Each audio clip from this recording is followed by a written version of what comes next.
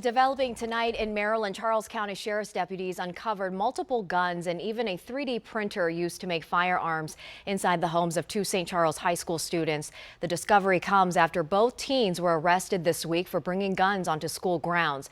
Investigators say the presence of 3D printed weapon equipment points to a growing and troubling trend.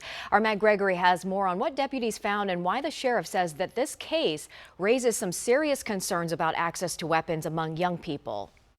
In the span of 2 weeks in April, the sheriff says police recovered 3 guns in Charles County Public Schools.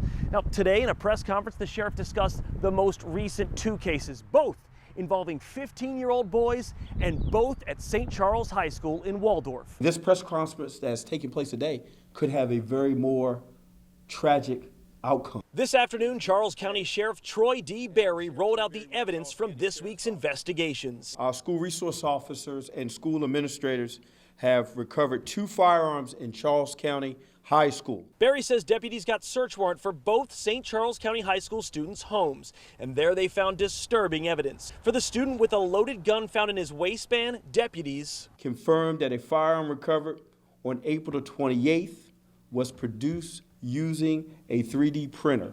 And the student with a gun found in his locker? Detectives recovered a total of 6 firearms from a student's home, and 4 of them were recovered inside the juvenile's bedroom. In that same boy's room, detectives found high-capacity magazines and dozens of bullets. We're also looking to, it's too early to determine whether if these cases are connected in any way. Sheriff Berry says both the boys are just 15 years old. He didn't speculate about a motive or plans, and we also asked, should the parents face charges? Here's his response. We work very closely with the state's attorney's office and look at all the facts involving these particular cases.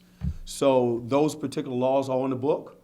If there's some negligence in the home, that the state attorney looks at those particular issues.